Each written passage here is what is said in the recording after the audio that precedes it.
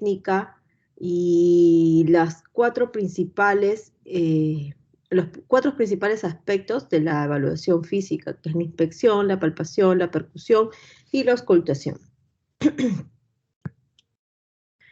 Entonces, la historia clínica que viene a ser un documento de una persona, es un documento de salud donde se ordenan cronológicamente todos los datos relacionados al paciente, ya sean datos generales, datos anamnésicos, y también se anota la evolución del paciente, ¿ok?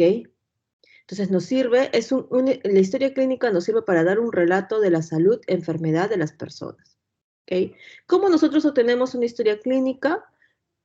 Mediante el interrogatorio, mediante el examen físico, exámenes auxiliares, para finalmente llegar a un diagnóstico y luego de eso un manejo subsecuente. Pero los dos aspectos más importantes y en los que nos estamos centrando al momento de la historia clínica es el interrogatorio y el examen físico. Y los dos tienen que ir de la mano, ¿ok? El interrogatorio tiene que estar enfocado a encontrar alguna posible dolencia que el paciente esté presentando.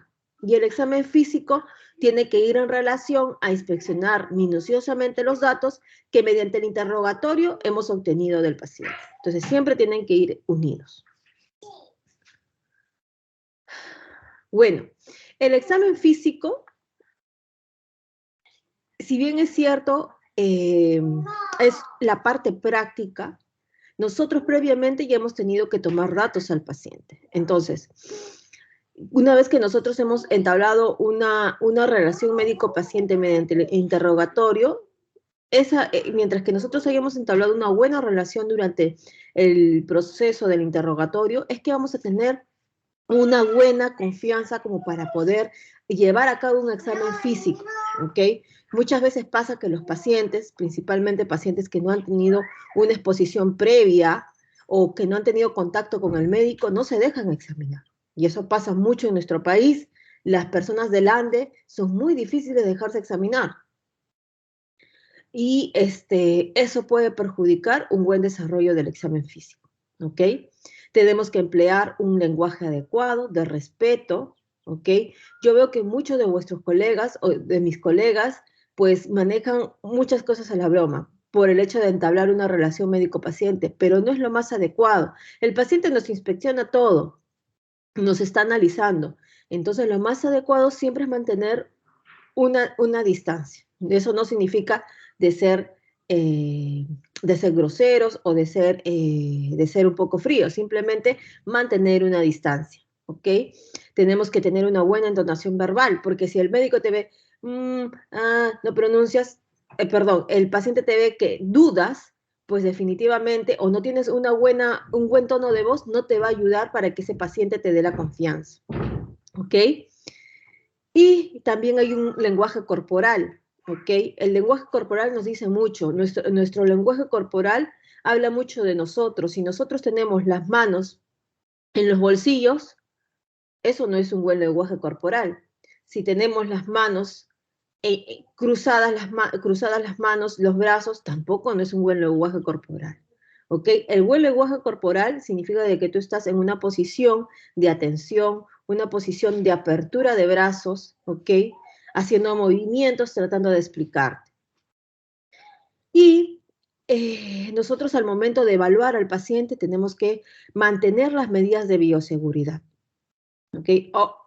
Creo que esta parte ya está muy divulgada, pero hoy por hoy, con el advenimiento de la pandemia, pues nosotros tenemos que protegernos. Y no solamente eso, también pedir la protección del paciente.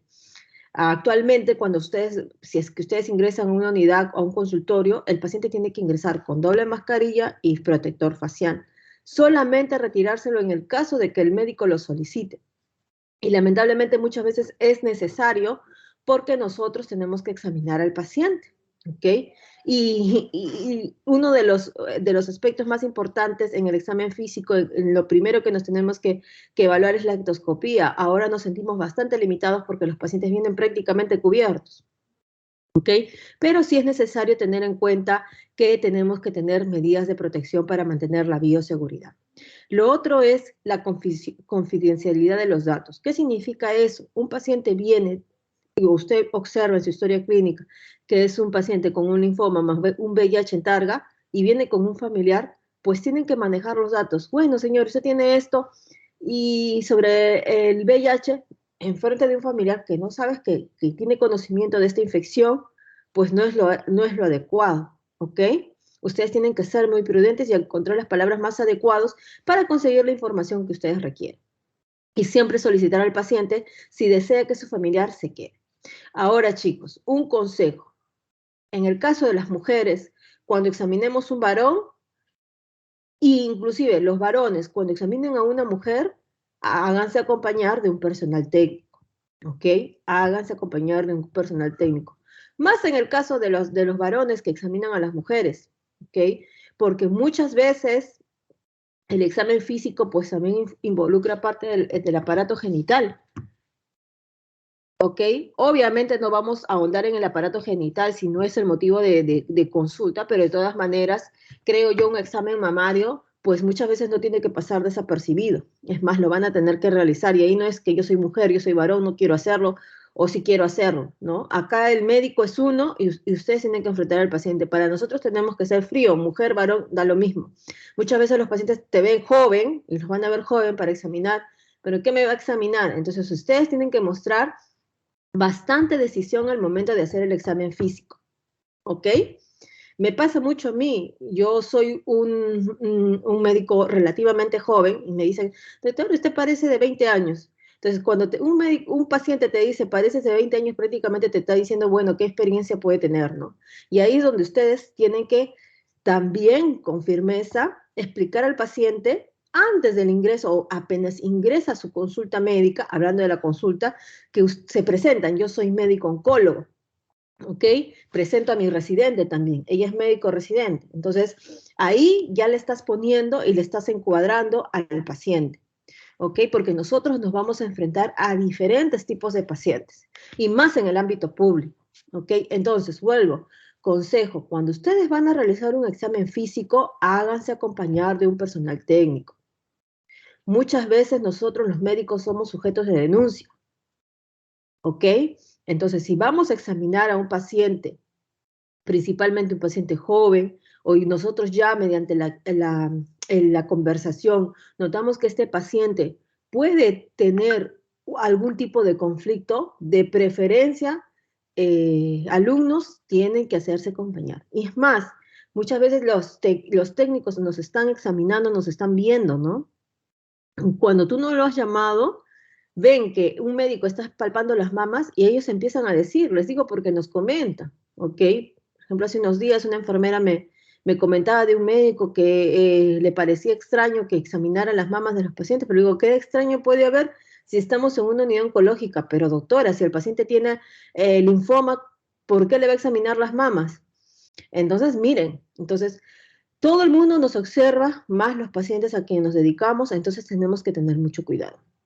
Yo, por ejemplo, cuando voy a examinar un varón o ya veo algún tipo de conflicto, inmediatamente llamo, por favor, técnica tal, acompáñame para el examen.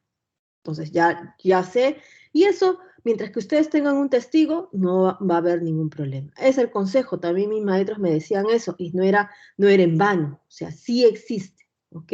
Sí existe problemas por este tipo de examen.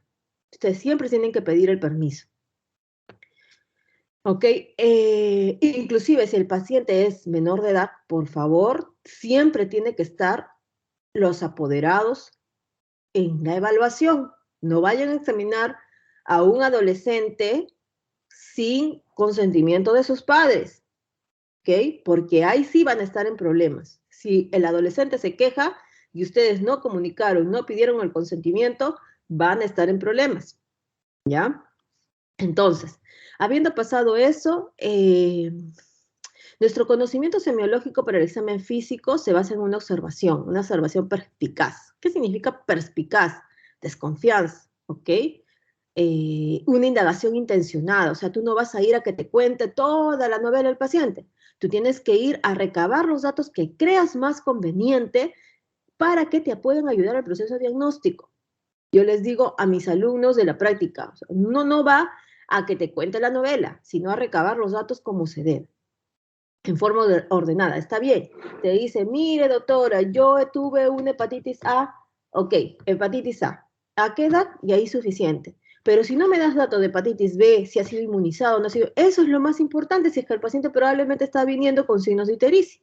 Si el paciente lo ves con signos de ictericia, al ingreso ya sabes a dónde te vas a orientar. Vas a descartar que esto sea algo infeccioso, vas a descartar una enfermedad crónica. Entonces, si es algo infeccioso por una hepatitis, tienes que hacer correlato de la hepatitis. No es posible que un paciente con ictericia no le haya recabado datos de si ha tenido una exposición para la hepatitis, que no sepa si está inmunizado, en qué año se recibió todo. Eso es lo importante.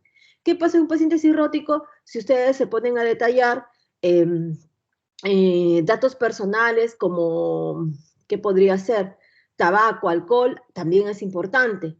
O afecciones que no vienen al caso. Entonces yo tengo que dirigirme a profundizar los aspectos relacionados a mictoscopía. Y eso solamente lo van a conseguir. ¿Y cómo se hace? Solamente con el tiempo, leyendo más, porque nadie sabe, nadie pregunta lo que no sabe. Eso es muy cierto, ¿ok?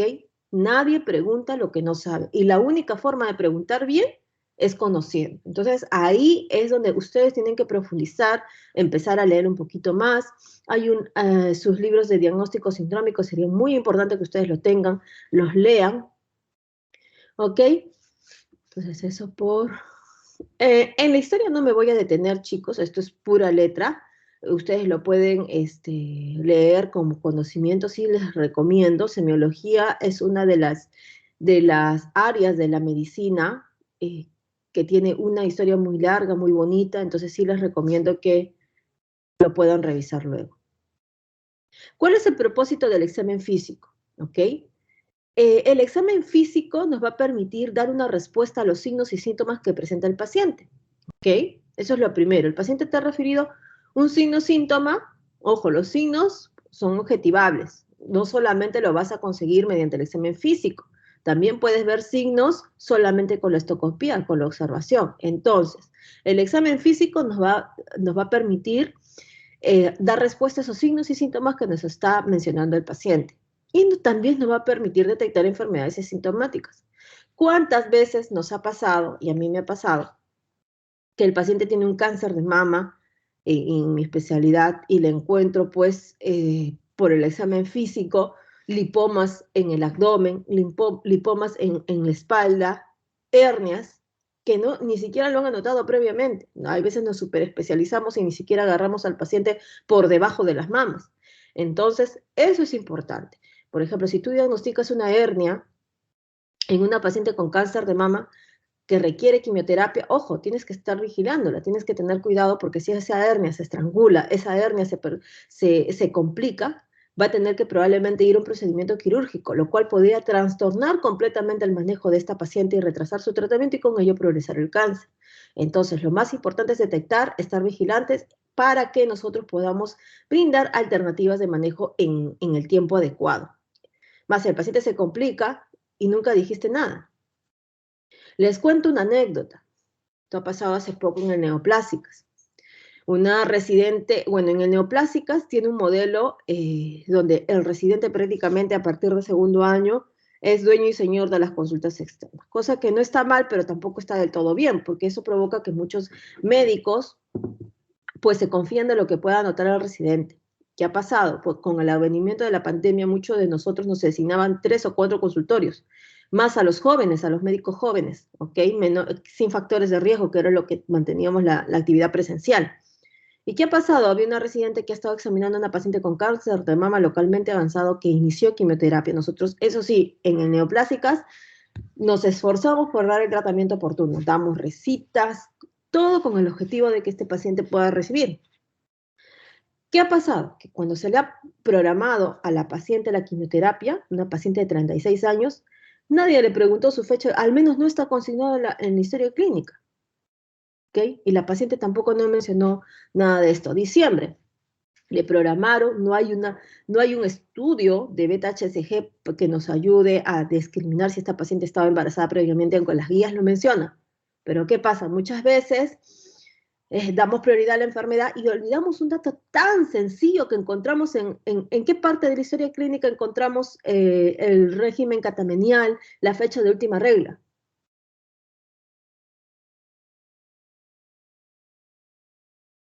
Hola, ¿están conmigo? Milagritos, ¿estás conmigo? Sí, doctora, sí se la escucha. Doctora, en antecedentes personales fisiológicos. Ya miren, estando Ginecológico. ahí y no hemos revisado la historia y nadie lo ha marcado.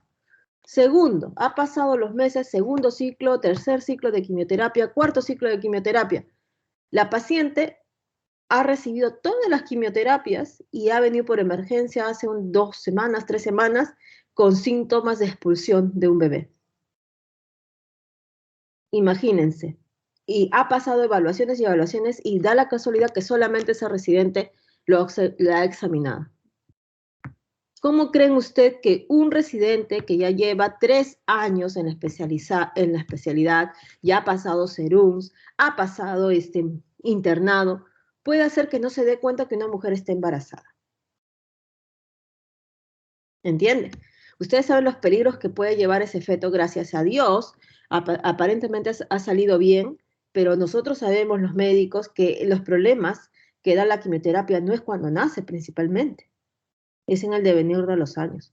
Entonces, bueno, obviamente también ahí hubo falsificación de datos por parte de la paciente, porque no me van a decir que una mujer no se da cuenta que está embarazada y que se le mueve el bebé, ¿ok?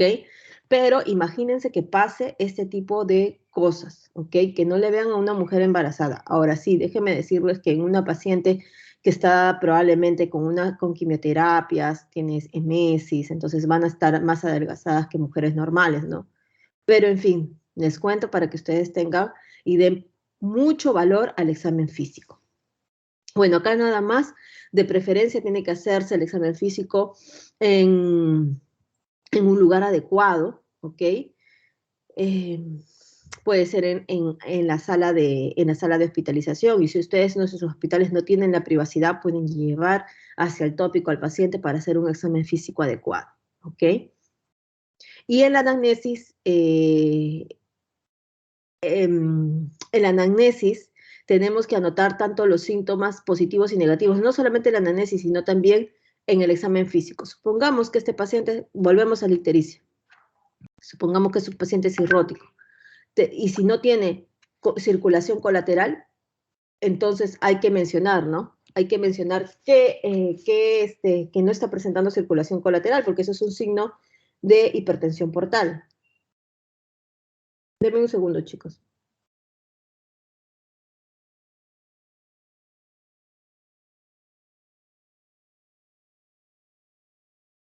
Denme un segundito. Me están llamando ya.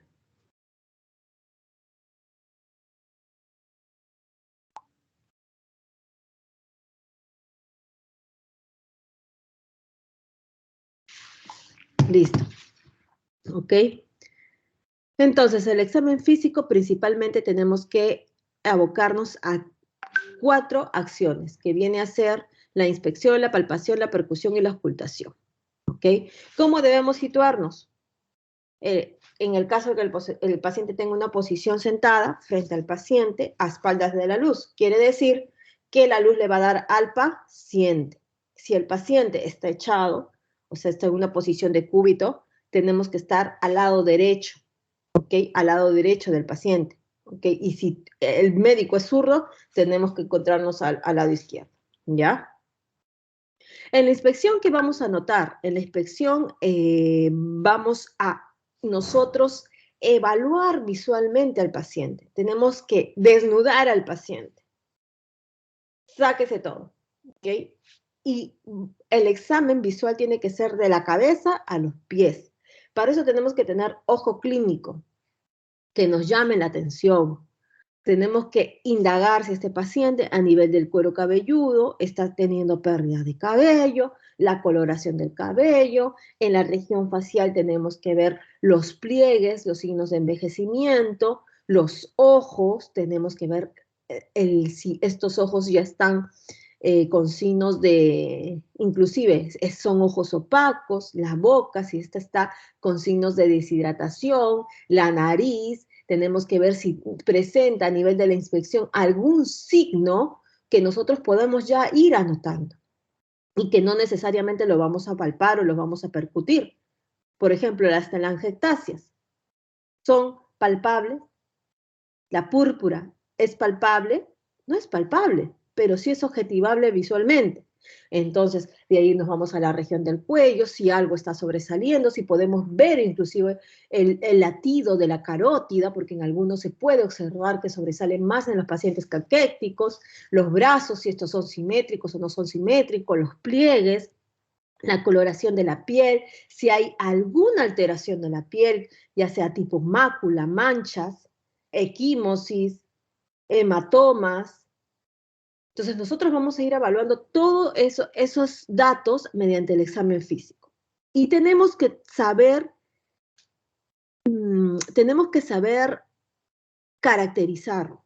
No solamente es verlo. Si nosotros vemos una lesión dérmica tipo mácula, tenemos que ver el aspecto, el color, el tamaño, la forma. Si este de acá, aparte de esta lesión, pues hay más lesiones y tratar de cuantificarlas y medirlas cada una de ellas en la medida que eso sea posible y que sea relevante. La relevancia, vuelvo a insistir, solamente la determina el médico. El color, si es negruzco, si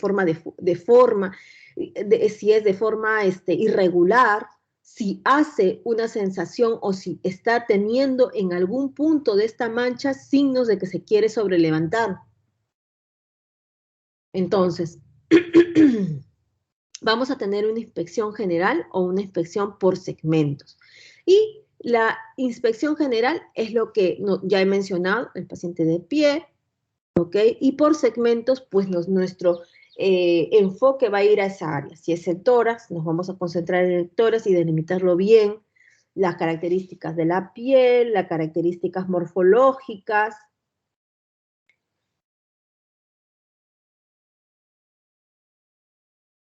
Ay. Con respecto a la palpación nosotros vamos a utilizar un gran instrumento que nos ha dado Dios, las manos. Las manos tienen que ser nuestros ojos en el momento de la palpación e ir en relación. Muchas veces no observamos tumoraciones que sí pueden ser palpables. Hay tumoraciones que son muy grandes y obviamente nosotros los vamos a detallar, pero vamos a tener tumoraciones que no son así, ¿ok? Y que las vamos a recién sentir con nuestras manos. O lesiones dérmicas que muchas veces no se ven, pero sí se sienten, ¿ok? Entonces nosotros tenemos que agarrar nuestras manitos y hacer las maniobras. Hay una parte de la semiología que se llama semiotecnia, ¿ok? Entonces, esa parte, chicos, básicamente sería bueno que lo lean. No lo van a practicar. No lo van a practicar. Pero por razones de pandemia, tal vez lo van a practicar con sus pacientes. En la medida que ustedes puedan revisar esas técnicas, sería adecuado. Cómo debemos palpar el vaso, cómo debemos palpar el hígado. Es imposible que lo mínimo que tienen que saber palpar ustedes es un vaso. ¿Cuál es la técnica para palpar el hígado? Apunten, por favor. Al menos a los chicos de mi grupo les voy a pedir eso, que graben el video. La técnica de palpación del vaso, del hígado.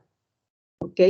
Que son dos órganos muy importantes, ya palpando, teniendo conocimiento del spam hepático, del spam esplénico, la consistencia, ustedes ya han abarcado gran parte, porque son los dos órganos que están a nivel de la cavidad abdominal más sensible para este tipo de examen.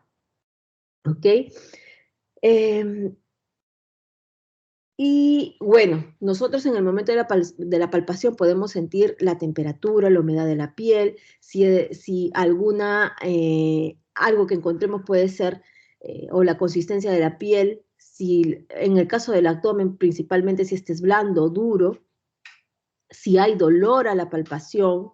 Si nosotros logramos palpar algo, tenemos que delimitarlo en la medida de lo posible, irlo circunscribiendo, si está adherido o no a planos profundos. Hay muchos tumores que tú los coges y les puedes hacer el movimiento de va y ven. Hay tumores que los coges y son inamovibles, parecen piedras. Entonces, esas características las tenemos que mencionar en el momento que nosotros hagamos la palpación. Doctora, disculpe, no se le escucha. Digo. ¿Se me escucha? Hola, ¿se me escucha? Sí, se le escucha, doctora. Sí, doctora. Sí se le escucha, doctora. Ah, se me escuchó todo entonces. Sí, doctora, sí se le escuchó. Ya, consejos para una palpación.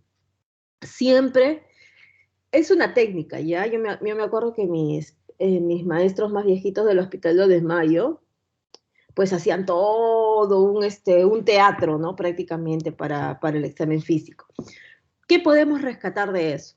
Que mientras más ustedes agarren una técnica de examen va a ser más fino y va a ser más preciso. A mí no me interesa ser fino si es que no voy a mencionar datos relevantes. Todo el examen físico tiene que tener un objetivo y un logro, y el logro tiene que ser objetivable, ¿ok?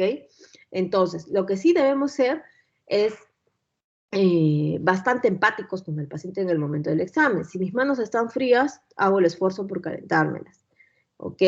Tenemos que ser los más delicados posibles, no debemos ser toscos porque inmediatamente el paciente, es más, si tiene algo en el abdomen va a reaccionar y probablemente no te deje proseguir con el examen. Y pasa esto bastante, al menos con las mujeres, la parte ginecológica, le haces doler un poco a la mujer, inmediatamente dice, doctor, yo no quiero que me lo haga él, y se empiezan a quejar, ¿ok? Tienen que ser bastante delicados.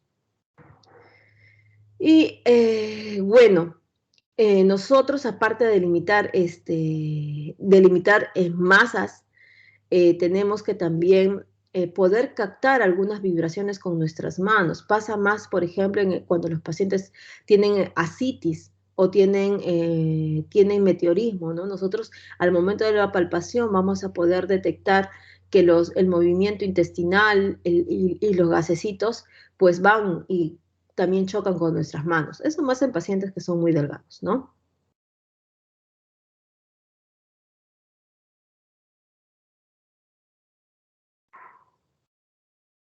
Ok.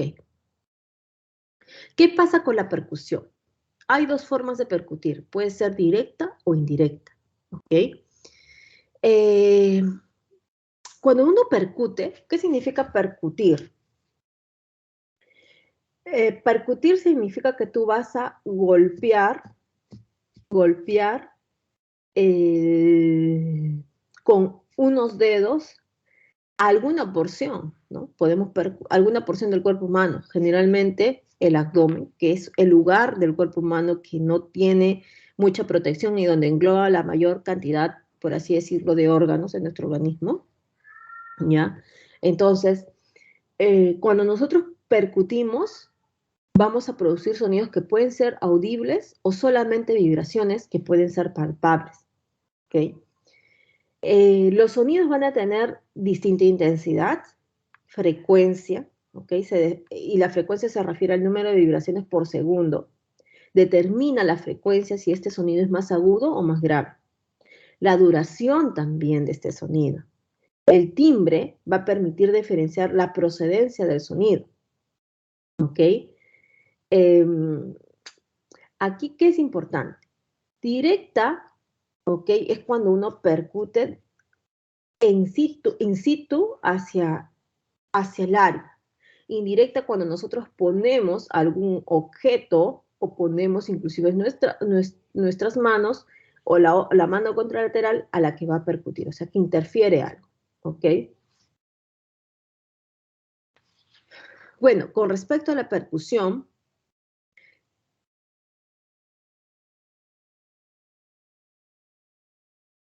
si el panículo adiposo es bastante grande, o sea, es más factible cuando el paciente, hacer una buena percusión es más factible cuando el paciente es delgado, pero si este paciente es gordito, tiene mucho tejido celular subcutáneo, se va a requerir más golpes para distinguir las diferencias en la constitución de los tejidos subyacentes. En pacientes jóvenes,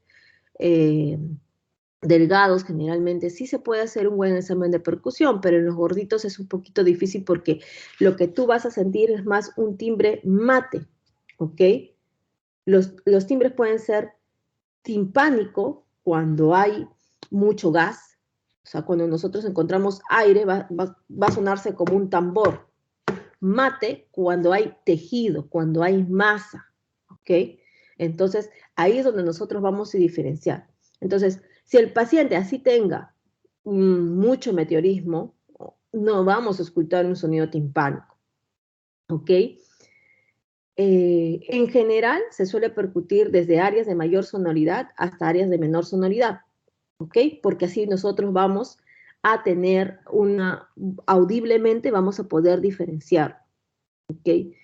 Las áreas de mayor sonoridad son las áreas donde suele haber aire, porque el aire transmite con mucho mayor facilidad las vibraciones.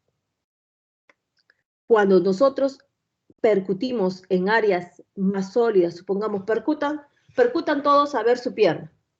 Están sentados, percutan su pierna. No van a escuchar ningún sonido. Ahora, acuéstense hacia atrás y pongan sus manos sobre el abdomen.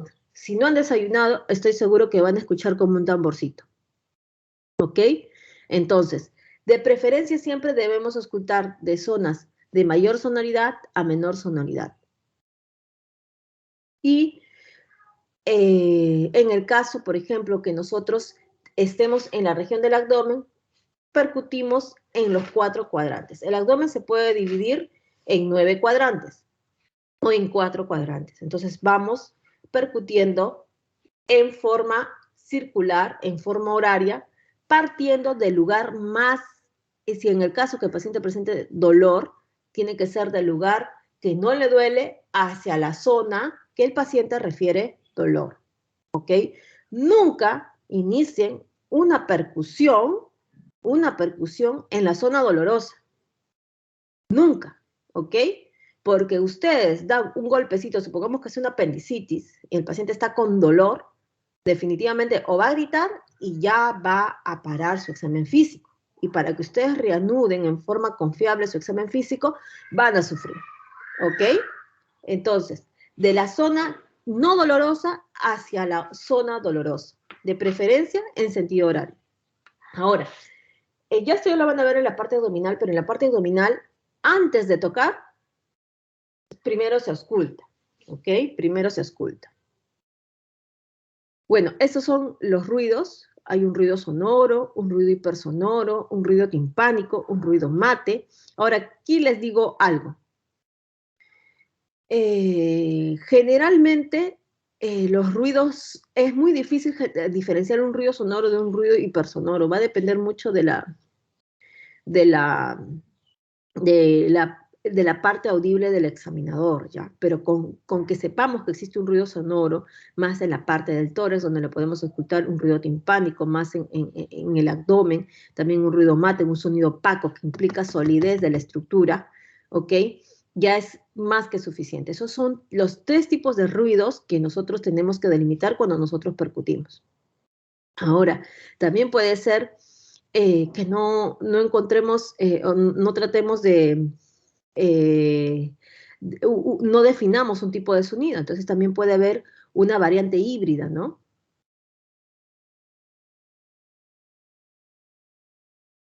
Acá, por ejemplo, vemos que es una percusión directa. ¿Por qué es una percusión directa? De frente a nuestros dedos, toca. O un puño en el caso de la región lumbar, para evaluar el signo de puño percusión lumbar. Y esta es una percusión indirecta en la que ponemos algún otro agente, en este caso nuestra mano contralateral, para conseguir algún tipo de sonido.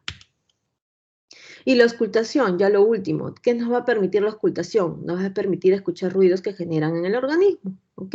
Mediante alguna ayuda auditiva. Anteriormente los antiguos, no sé si han visto fotos en el cual el médico ponía el oído en los pulmones, cuando todavía no existía el estetoscopio, ¿ok? Y luego posteriormente ponían como un conito. En ese conito, pues, se podía ampliar, se podía escuchar algunos tipos de sonidos, ¿ok? Y actualmente utilizamos el estetoscopio. ¿Para qué nos sirve la auscultación? Podemos encontrar ruidos que provienen del pulmón, el murmullo vesicular. Podemos encontrar no solamente ruidos en el pulmón, también podemos escuchar crépitos, que es un tipo de ruidos, subcrépitos, signos de dificultad respiratoria. Y a nivel cardíaco, principalmente los soplos. Pero lo más básico que tú vas a escuchar con el estetoscopio son los latidos cardíacos. Y los latidos cardíacos, al ser lo más básico, es lo que ustedes tienen que delimitar. También podemos escuchar ruidos que provienen del intestino, ¿okay? El movimiento intestinal, ahí tenemos que detallar los ruidos hidroaéreos, si estos están presentes, ausentes, o si están irregular. Siempre va a haber ruidos hidroaéreos, chicos. Aquí no les suena el estómago, esto es normal, pero que ya sea esto más frecuente y que esté causando dolor al paciente, ya no es normal. Entonces, todos estos ruidos ustedes lo van a ir catalogando según el examen regional que vayan haciendo, que yo supongo que lo van a desarrollar ya en cada tópico. Entonces, puede ser una auscultación directa, cuando se pone la oreja, generalmente ya nadie lo utiliza, y la auscultación indirecta mediante un estetoscopio. Realmente el estetoscopio, ya hoy por hoy hay diferentes modelos, estetoscopios súper especializados para ciertas áreas. Tenemos los estetoscopios cardiológicos, tenemos los estetoscopios pediátricos, que van a tener diferencias entre sí. Y acá está el estetoscopio. ¿Quién no tiene estetoscopio? Pues les digo que lo primero que tienen que hacer, yo me acuerdo que cuando estaba iniciando mi semiología, lo primero que me mandaron a traer para la parte práctica y que ya deberían tenerlo, es un estetoscopio, ¿ok? La marca sí es importante, así que aunque no, es muy importante. Al menos un Richter o un Ligma, ¿ok? Segundo, ¿qué tienen que tener? Su esfingomanómetro, ¿ok? ¿Qué es el esfingomanómetro? El aparato para medir la presión arterial. Antiguamente utilizábamos los de mercurio, ya no los vas a encontrar así nomás, son súper buenos, pero el problema es la portabilidad, ¿no? Vas a andar con una cajota, no es portable. Entonces, su esfingomanómetro de brazo, el de brazalete, es una buena opción. No se compren brazaletes, por favor, estos que ya te toman la presión. Ustedes tienen que aprender a oír. A mí me demoró como 1 mes a 2 meses realmente escuchar los ruidos. No es fácil, no es fácil. Entonces ya tienen que ir aprendiendo a tomar la presión. Ahora, ¿qué más tienen que tener en su cartuchera? Su esfingomanómetro, su estetoscopio, tienen que tener su bajalenguas, tienen que tener su linterna y un centímetro, como mínimo, como mínimo. Con una linterna, un tallímetro, un esfingomanómetro y un estetoscopio, al menos pueden por ahí iniciarse en el ámbito de la semiología. Y hoy por hoy también su pulsoxímetro, por favor, ¿ya? Listo. Entonces, el estetoscopio va a tener partes. Vamos a tener la parte de los auriculares y vamos a tener la parte de la campana. La campana es esto. Y la campana está constituida, ¿ok? Mejor dicho, esta es una cápsula que está constituida por una campana y un diafragma. El diafragma es la parte más amplia, el círculo más amplio. Hoy por hoy ya no hay estos estetoscopios con una campana muy grande, como que tienen un tallito. Esos son los antiguos, ¿ok? Hoy por hoy los estetoscopios tienen este tallito más achatado y el diafragma con la campana prácticamente son como unos relojes de arena, ¿ok? Se invierten nada más. Pero sí, el diafragma es la parte más grande y la campana es la parte más pequeña. Ambos tienen diferencias. ¿Por qué? Porque el diafragma permite detectar sonidos de tono alto.